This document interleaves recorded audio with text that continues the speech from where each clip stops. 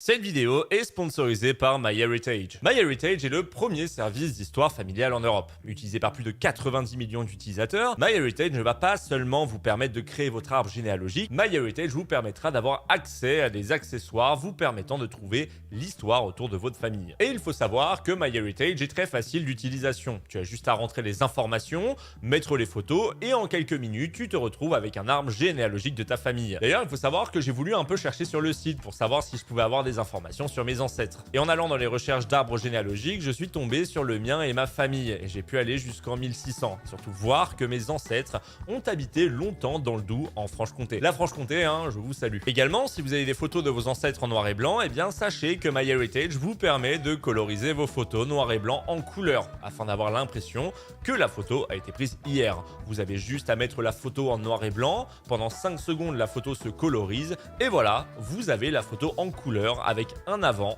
et un après. Et pour les plus passionnés d'entre vous, sachez que MyHeritage a plusieurs outils pour vous aider dans vos recherches afin de retrouver vos ancêtres. Comme par exemple les documents historiques qui vous permettront de vous informer sur vos ancêtres, ou encore Photo Discoveries, un service qui vous permettra de voir des photos de vos ancêtres comme vous ne l'aviez jamais vu auparavant. Avec plus de 18 milliards d'enregistrements historiques, MyHeritage vous permettra d'en découvrir davantage sur votre famille sans avoir à chercher pendant des semaines. Après vous l'avoir présenté une première fois dans une précédente vidéo, j'ai pu découvrir davantage de fonctionnalités. Alors n'hésitez pas à cliquer sur le lien en description, ça vous donnera le droit à 14 jours d'essai gratuit, et si vous décidez de poursuivre votre abonnement, vous aurez le droit à une réduction de 50% sur votre abonnement. Fin de la publicité.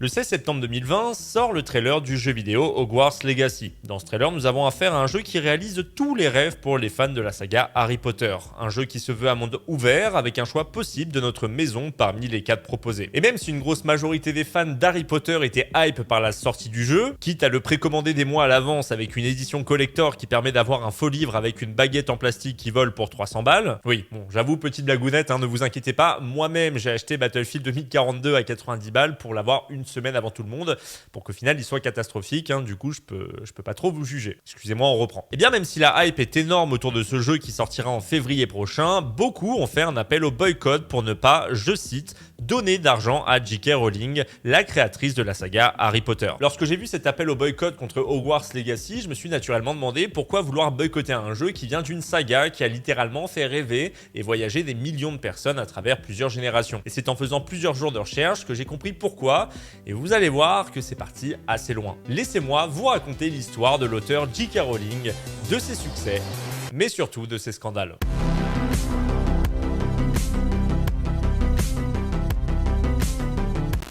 Commençons par une présentation très rapide de J.K. Rowling. J.K. Rowling naît en 1965 en Angleterre, et dès l'âge de 6 ans, elle se passionne pour l'écriture. Après le bac, elle fait des études de littérature, et en 90, lors d'un voyage en train, elle commence à imaginer une histoire qui allait changer sa vie, celle d'un petit garçon ignorant être sorcier et recevant une invitation pour une école de sorcellerie. Quelques mois après, sa maman meurt des suites d'une maladie, et J.K. Rowling va commencer à vivre l'enfer. Elle se doit de déménager au Portugal après avoir été licenciée de son travail à la chambre de commerce de Manchester pour être professeur d'anglais. Et c'est au Portugal qu'elle rédige plusieurs tomes de Harry Potter. Après un mariage, une fille et un divorce, J.K. Rowling décide d'aller vivre en Écosse. Elle arrive à survivre grâce aux aides de l'État, mais commence à développer une dépression clinique qui va la conduire à envisager le suicide.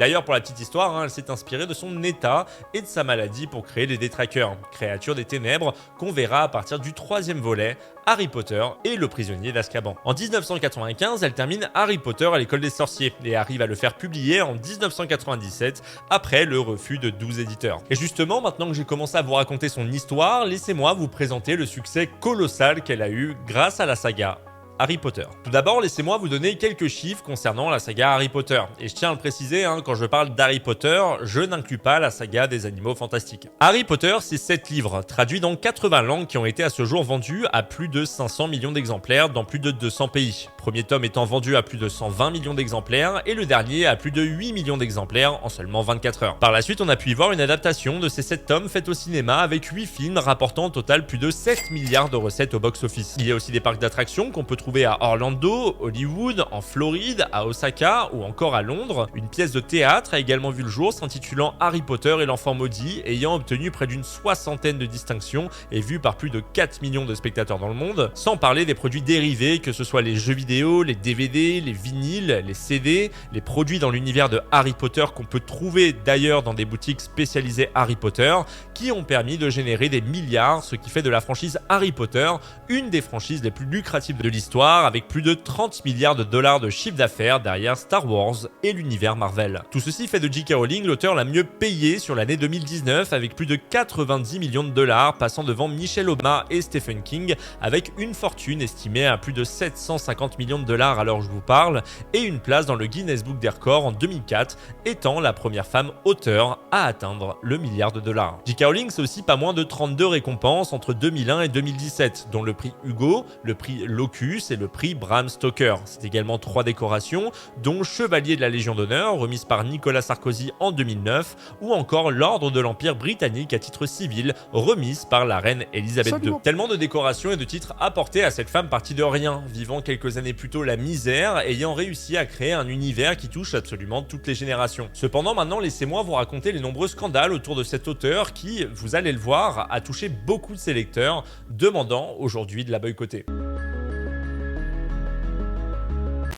Je vais dans cette partie vous parler de 2 scandales autour de J.K. Rowling. Une qui va vous parler de l'œuvre Harry Potter et la seconde qui va parler de J.K. Rowling en personne. Et je tiens à faire un rapide disclaimer. Je ne vais pas vous parler de tous les scandales qu'il y a eu puisqu'il y en a eu quand même pas mal. J'ai décidé de vous parler des scandales qui expliquent avant tout pourquoi certains boycottent J.K. Rowling aujourd'hui. Et commençons avec le premier scandale. Harry Potter serait une œuvre raciste et antisémite. Depuis quelques années, beaucoup ont souligné le fait que Harry Potter serait une œuvre raciste et antisémite sur plusieurs points. Laissez-moi vous les énoncer. La banque Gringotts est la banque la plus populaire dans l'univers d'Harry Potter. Harry Potter la découvre dans le premier opus, Harry Potter à l'école des sorciers, et on peut l'apercevoir au chemin de traverse. Et lorsque Harry rentre dedans afin de retirer de l'argent, on peut y apercevoir des gobelins, qui sont les créatures qui gardent la banque. Jusque-là, vous me direz, rien de problématique.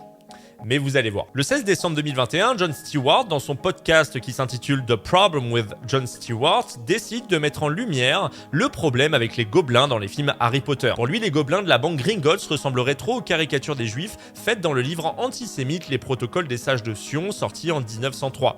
Dans ce livre, on peut y voir un auteur qui explique comment les Juifs et les francs-maçons veulent conquérir le monde. Et il sera d'ailleurs cité quelques années plus tard par Adolf Hitler dans son pamphlet Mein Kampf. Pour au final revenir le 5 janvier 2022 sur ses propos en disant que ceci était dit sur le ton de la plaisanterie. Oui, je vous jure, de la plaisanterie, oui. Le problème étant que cette plaisanterie est aujourd'hui restée, et encore quelques-uns l'utilisent comme argument sur Twitter. Au final, quand certains attaquent J.K. Rowling pour cette représentation, il ne faut pas oublier que ce n'est qu'une interprétation qu'ils en font. Mais le problème dans tout ça étant le fait qu'en voyant cette accusation sur Twitter, j'ai jamais vu les personnes qui dénoncent montrer des preuves tangibles. En me renseignant sur internet, je me suis rendu compte qu'en écrivant Harry Potter antisémite, eh bien au final ça ne parle que de l'histoire avec Jon Stewart qui a été débunk et rien d'autre. C'est pourquoi j'aimerais vous demander quelque chose à vous qui dénoncez des agissements. Quand vous balancez un tweet qui dénonce, préparez vos sources afin de les balancer quand on vous les demande. Ce n'est pas aux personnes de s'informer quand vous faites une accusation. C'est à vous de donner l'information.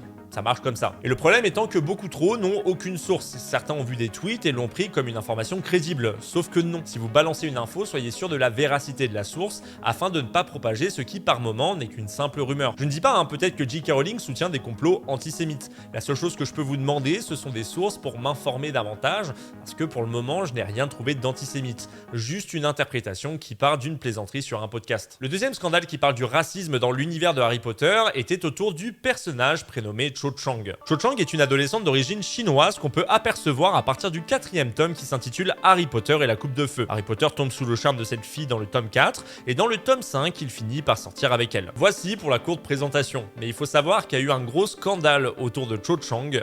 Son prénom. Beaucoup ont remarqué que J.K. Rowling était très inspirée pour trouver des noms et prénoms qui collent à l'univers de Harry Potter, et que bizarrement pour les personnages non blancs et non anglais, eh bien J.K. Rowling ne se foulait pas trop. J.K. Rowling a donné au seul caractère chinois le nom équivalent de Ching Chong et n'a littéralement rien fait dans la série, mais sortir avec des gens. L'Asie a 49 pays et elle est en mode Cho Chang, Cho Chang.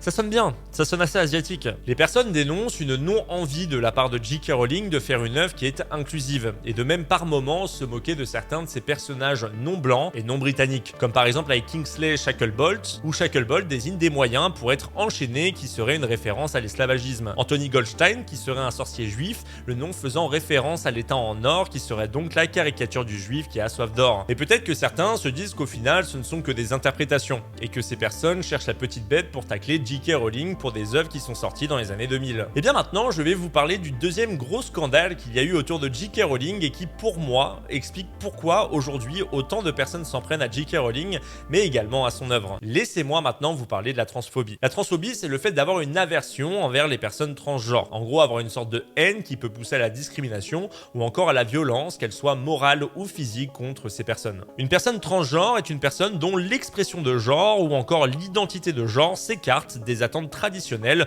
reposant sur le sexe assigné à la naissance. Pour faire très simple, je vais vous donner un exemple. Moi, Gizby, est né avec un pénis. Mon sexe est donc homme, et toute ma vie, je serai perçu comme un homme.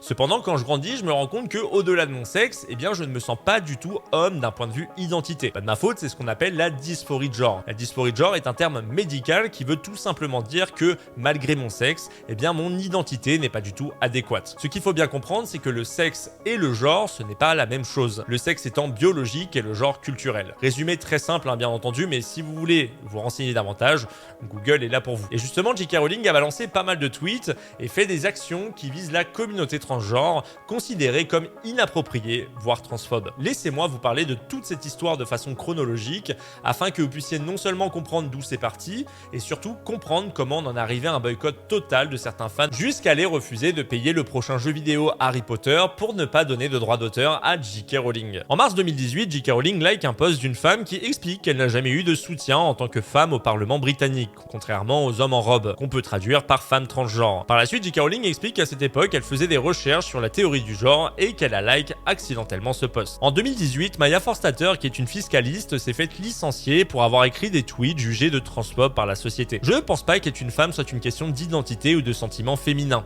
C'est de la biologie. Elle donne son point de vue en disant que pour elle, le genre n'existe pas, que ça a été créé de toutes pièces et qu'il n'y a que le sexe qui existe. Le lendemain, J.K. Rowling poste un tweet en soutien à Maya, ce qui va être le début d'une longue histoire. Habillez-vous comme vous le voulez, appelez-vous comme vous le souhaitez. Couchez avec n'importe quel adulte consentant. Vivez votre meilleure vie en paix et en sécurité. Mais forcer des femmes à quitter leur travail pour avoir affirmé que le sexe est réel, et il n'a pas fallu attendre longtemps avant que les critiques se fassent sur J.K. Rowling, beaucoup exprimant leur désarroi face à ses propos jugés problématiques. Ma fille, qui est transgenre, est une de vos grandes fans. Ça me brise le cœur de vous voir poster quelque chose indiquant que la discrimination à son encontre est un comportement parfaitement acceptable pour un employé. Les organisations médicales les plus crédibles au monde soutiennent les personnes trans. S'il vous plaît, rattrapez-vous. D'ailleurs, il faut savoir que le 10 juin 2021, Maya Forstater a remporté la première partie de son combat contre son ancien employeur. La cour d'appel estime que les critiques du genre, et s'ils ne cherchent pas à détruire les droits des personnes transgenres, eh bien ceux-ci entrent dans les idées philosophiques. Le 6 juin 2020, après des grosses tensions liées au Covid et au confinement, J.K. Rowling a la bonne idée de partager un article de Devex.com qui dit dans son titre « Créer un monde post-Covid plus égalitaire pour les personnes ayant leurs règles ». Le problème dans cet article ? Le titre. Les personnes qui ont leur menstruation. Je suis sûr qu'il existe un mot pour ces personnes. Que quelqu'un m'aide. C'est d'un ton ironique, elle exprime librement que tout simplement, seules les femmes peuvent avoir leurs règles. J.K. Rowling a attiré non seulement les foudres des transgenres, « je suis un homme et j'ai des menstruations, arrête d'être un trou du cul », mais également des femmes qui expliquent à J.K. Rowling que certaines femmes n'ont pas forcément leur menstruation. Que se passe-t-il lorsque les femmes entrent en ménopause? Qu'en est-il des femmes qui ont subi une hystérectomie? Les femmes qui n'ont pas leurs règles à cause de problèmes hormonaux, ne sont-elles pas des femmes? Rien de ce que vous dites n'empêche les femmes trans d'être des femmes, faisant entrer les auditeurs dans une guerre sans merci entre ceux qui acceptent le fait qu'il n'y a pas que les femmes qui peuvent avoir leurs règles et ceux qui vont parler de biologie et de science pour expliquer que seules les femmes peuvent avoir leurs règles. Le lendemain, J.K. Rowling écrit 3 tweets pour répondre à la polémique du tweet réalisé le jour précédent. Si le sexe n'est pas réel, il n'y a pas d'attirance pour le même sexe. Si le sexe n'est pas réel, la réalité vécue par les femmes du monde entier est effacée. Je connais et j'aime les transgenres, mais le fait d'effacer le concept de sexe empêche beaucoup d'entre eux de discuter utilement de leur vie. Ce n'est pas de la haine que de dire la vérité. Je respecte le droit de chaque personne transgenre à vivre de la manière qui lui semble authentique et confortable. Je manifesterai avec vous si vous étiez victime de discrimination du fait de votre transidentité. Bien entendu, ces tweets ont fait réagir beaucoup de personnes qui sont en total désaccord avec ce qu'elle a pu dire, soulignant le fait qu'elle se trompe entre sexe et genre. Vous êtes une personne intelligente, comment se fait-il que vous ne compreniez pas encore la différence entre le sexe et le genre? La seule façon dont je peux expliquer votre ignorance à ce stade est la volonté. C'est incroyablement décevant. Par la suite, on a pu voir Daniel Radcliffe faire un communiqué pour répondre à J.K. Rowling. Les femmes trans sont des femmes. Toute déclaration contraire efface l'identité et la dignité des personnes trans et va à l'encontre de tous les conseils donnés par les associations professionnelles. Selon The Trevor Project, 78% des femmes transgenres et non-binaires ont déclaré faire l'objet de discrimination en raison de leur identité de genre. Il est clair que nous devons faire davantage pour soutenir les personnes transgenres et non-binaires et ne pas invalider leur identité et ne pas leur causer davantage de tort. Mais également une réponse de Emma Watson face à cette affaire. Les personnes trans sont ce qu'elles prétendent être et méritent de vivre leur vie sans être constamment interrogées ou informées qu'elles ne sont pas ce qu'elles prétendent être. Le 5 juillet 2020, elle fait un thread de 11 tweets pour expliquer son inquiétude face à la prise trop rapide selon elle d'hormones ou de la chirurgie pour les transgenres, alors que si ça se trouve, leur problème de santé mentale n'a rien à voir avec la dysphorie de genre. Selon elle, nous avons affaire à une nouvelle forme de thérapie de conversion pour les homosexuels qui sont engagés sur une voie qui pourrait aboutir à la perte de leur fertilité, et même si la transition peut être une solution pour certains, et bien pour d'autres ce n'est pas le cas. Et elle craint de voir de plus en plus d'enfants se faire influencer et faire de la chirurgie pour regretter plus tard, que ce soit dû au fait qu'au final la chirurgie n'était pas la solution, ou encore les risques sanitaires à long terme des hormones transsexuelles qui apportent des effets secondaires. Elle partage aussi le tweet d'une personne transgenre qui donne son point de vue et qui explique que les prescriptions d'hormones pour elle sont les nouveaux antidépresseurs et que ça ne devrait pas être la première option envisageable, laissant penser que les psychiatres ne cherchent pas à réellement diagnostiquer ceux qui pensent être dysphoriques et leur donnent juste ce qu'ils veulent par peur de se faire traiter de transphobes s'ils décident de ne pas prescrire d'hormones. En septembre 2020, elle sort un livre sous le pseudonyme Robert Galbraith, qui est son nom d'auteur homme, et s'intitule Troubled Blood, sans trouble. Et si ce livre a fait polémique, tout d'abord, c'est tout simplement parce que le tueur est un homme qui s'habille en femme pour tuer des femmes. Pour beaucoup, cela cultive l'idée que les femmes transgenres seraient de dangereuses manipulatrices et représenteraient une menace pour les autres femmes. Mais également, une autre polémique autour de ce livre, le nom d'auteur masculin qu'utilise J.K. Rowling, Robert Galbraith, n'est rien d'autre que l'initiateur d'une thérapie de conversion pour rendre les homosexuels hétéros. Bon, par la suite, J.K. Rowling s'est défendue en disant qu'elle adore le prénom Robert et qu'elle voulait s'appeler Ella Galbraith parce que ce nom l'a toujours fasciné. Ouais, bon là j'avoue par contre la défense elle est pas incroyable quoi. Comme je vous l'ai dit plus tôt, il y a d'autres affaires autour de J.K. Rowling, je me suis permis de prendre celles qui ont fait le plus de bruit. Et maintenant que je vous ai donné tout le contexte autour de cette guerre entre J.K. Rowling et la communauté transgenre, la question qu'on peut se poser est qui est en tort dans tout ça?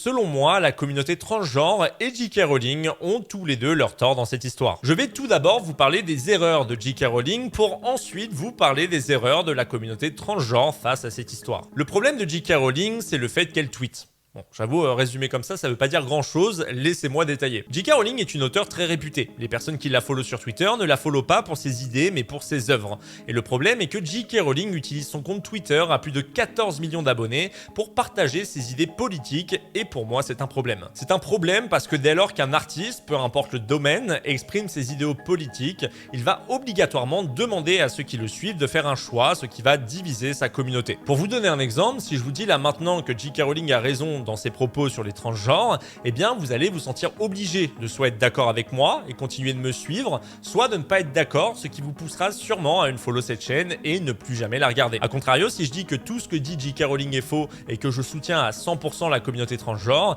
eh bien certains vont obligatoirement m'unfollow. Bien entendu, il y a aussi beaucoup de personnes qui s'en fichent de mon avis, peu importe ce que je vais dire, puisqu'ils ne se sentent pas concernés. Mais cet exemple, vous pouvez le prendre pour n'importe quelle situation qui vous touche. Et justement, nous arrivons au deuxième point et qui est pour moi fondamental. Quand tu exprimes ton avis sur un sujet aussi tendu, eh bien forcément, ça divise. Tu vas avoir ceux qui sont pour les propos de la personne et ceux qui sont contre. Et bien souvent sur Twitter, tu vas avoir un dialogue de sourds de personnes qui sont persuadées qu'ils ont raison sans essayer d'écouter le camp adverse. En gros, pour vous résumer, Beaucoup d'énergie dépensée pour rien. Maintenant, dites-vous que J.K. Rowling a 14 millions d'abonnés sur Twitter. Ce qu'elle offre avec un seul tweet, c'est une guerre civile et rien d'autre. Ces tweets ne servent à rien de plus puisque ceux qui la soutiennent sont déjà d'accord avec ses propos. Et ceux qui sont contre vont exprimer le fait qu'ils sont contre. Et le problème là-dedans, c'est que c'est totalement contre-productif pour J.K. Rowling d'exprimer ses idées politiques sur Twitter. Non seulement sa communauté va se diviser comme j'ai dit plus tôt, mais en plus elle va s'attaquer entre elles en dessous de ses posts et se remplir davantage de haine. Et justement, nous arrivons au troisième point, la haine de J.K. Rowling. Ce que je vais vous dire là, c'est une théorie, à vous d'être d'accord ou non avec moi. Quand J.K. Rowling a tweeté en faveur de Maya, elle a reçu beaucoup de commentaires négatifs, mais pas que. Elle a aussi reçu énormément de menaces et d'insultes. Voyant que certaines personnes essaient de la censurer alors qu'elle utilise selon elle son droit de la liberté d'expression, eh bien la machine est lancée et le cercle vicieux fait son entrée. Plus elle poste contre la communauté transgenre, et plus elle recevra des messages de haine, donc plus elle se nourrira de cette haine et enverra des messages contre cette communauté. Nous avons franchi le point de non-retour. J.K. Rowling a aucun doute sur le fait que cette communauté est violente et la communauté transgenre n'a aucun doute sur le fait que J.K. Rowling est problématique. Et maintenant, laissez-moi vous parler des problèmes qu'il y a eu dans le camp adverse, la communauté transgenre sur Twitter. Le premier problème est le fait de vouloir faire passer une idée non pas en informant les personnes mais en essayant de les faire culpabiliser. Et je trouve que ce tweet résume parfaitement le problème. Et mais Harry Potter ne fait pas de vous de mauvaises personnes. Continuez à donner votre argent à J.K. Rowling si l'ignorance tue et si vous choisissez de consommer aveuglément, vous devenez complice. Il n'y a pas plus contre-productif que d'essayer de culpabiliser les gens sur leurs moyens de consommer. Venir dire que si vous achetez Hogwarts Legacy, vous devenez complice de sa cause anti-transgenre, c'est tout comme dire que vous êtes complice de l'esclavagisme parce que vous allez regarder la Coupe du Monde au Qatar, que vous êtes complice de la maltraitance des employés dans les usines parce que vous achetez des vêtements. La seule chose que ça peut apporter de balancer ce genre de tweet, c'est au contraire de pousser les personnes à acheter le jeu juste pour vous faire chier. Et nous arrivons justement au deuxième problème, la diffamation. Durant mes recherches, j'ai pu m'apercevoir que certaines personnes balançaient des informations sur J.K. Rowling. Par exemple, le fait qu'elle utilise son argent pour persécuter la communauté transgenre, le fait qu'elle donne de l'argent à des partis politiques et des associations qui militent contre la transition médicale, ou encore le fait qu'elle finance des thérapies de conversion. Le problème étant que je n'ai rien trouvé concernant ces trois affirmations dans toutes les recherches que j'ai pu faire. À part financer dans des ONG qui ont pour but d'améliorer le monde qui nous entoure, ce qui est en partie la cause de la perte de son titre de milliardaire avec les taxes, eh bien rien qui parle de financement qui est contre la communauté transgenre. Du coup, naturellement, j'ai essayé de demander s'il y avait des sources sur Twitter et je n'ai eu aucune réponse. Des vues et un blocage. Du coup, je vais en profiter pour vous dire quelque chose d'important. Peu importe la personne que vous diffamez et sa puissance, ça reste illégal. Je suis d'accord que vous pouvez être énervé contre J.K. Rowling, mais en venir à donner de fausses informations qui en plus se propagent pas mal, ces informations sur Twitter, je les ai vues souvent, eh bien sachez que c'est grave. Contentez-vous de donner votre vision de la personne, mais ne commencez pas à balancer des choses sans aucune source. Vraiment. Parce que non seulement si vous faites attaquer par la personne que vous diffamez, vous ne pourrez pas vous défendre, mais en plus sur Twitter, si vous n'avez pas de preuves, eh bien vous risquez de vous retrouver dans une situation cocasse. Et en dernier point, le problème est que j'ai l'impression que tout le monde essaye d'être porte-parole, mais beaucoup n'arrivent pas à s'exprimer. Tout comme d'ailleurs J.K. Rowling. Beaucoup se sont nourris de haine envers J.K. Rowling depuis des années, et aujourd'hui ils profitent de la sortie de Hogwarts Legacy pour pousser les gens à ne pas l'acheter par tous les moyens. J'en ai même vu qui ont proposé de télécharger illégalement le jeu plutôt que de l'acheter, pour éviter de lui donner de l'argent qui finira dans des thérapies de conversion. D'ailleurs, pour en parler rapidement, il y a trois problèmes là-dedans. Tout d'abord, que vous l'achetiez ou non, le fait que vous séparez la fan de l'artiste et le problème de base que vous soulignez quand quelqu'un dit qu'il achètera le jeu, ce qui est hypocrite de votre part. Mais également, après toutes mes recherches, en voyant qu'elle a surtout donné ses droits d'auteur à des ONG respectées, eh bien vous avez plus de risques de faire une bonne action en achetant le jeu. Et en troisième, J.K. Rowling ne touche que des droits d'auteur dessus. En le téléchargeant illégalement, ce sont les développeurs que vous toucherez. Beaucoup diront qu'ils ont un salaire fixe, mais tout d'abord, rien nous dit qu'ils ne toucheront pas une prime suite aux ventes. Et ensuite, n'oubliez pas qu'un jeu aujourd'hui, ce sont aussi des mises à jour pour le faire tenir et le faire évoluer. Vous doutez bien que les mises à jour ne se feront pas toutes seules. Mais le problème est que leur façon de s'exprimer est tellement agressive qu'ils seront en partie, limite, responsables de la réussite des ventes du jeu.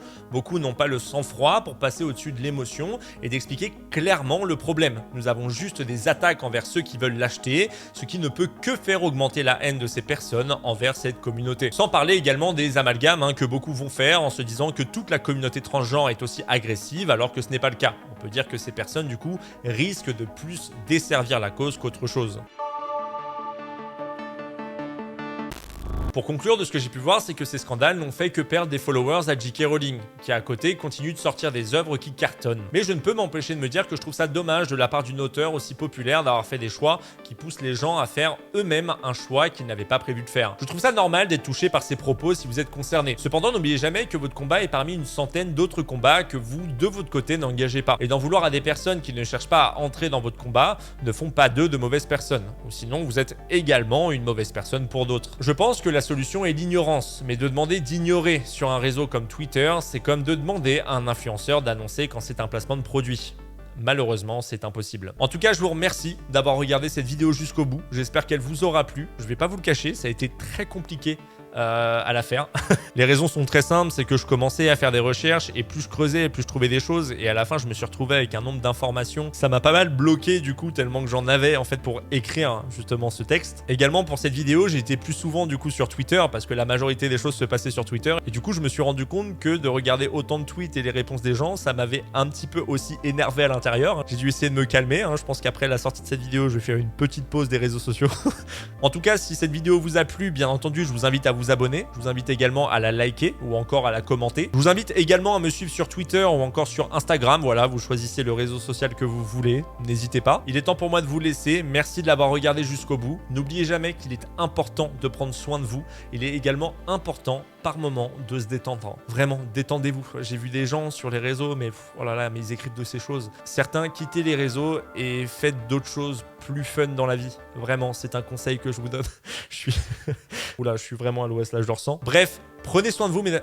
Bref, je vous souhaite une excellente soirée ou une excellente journée, mais également une excellente semaine ou un excellent week-end. N'oubliez jamais de prendre soin de vous, de profiter de la vie. C'était Sir Gibbsy.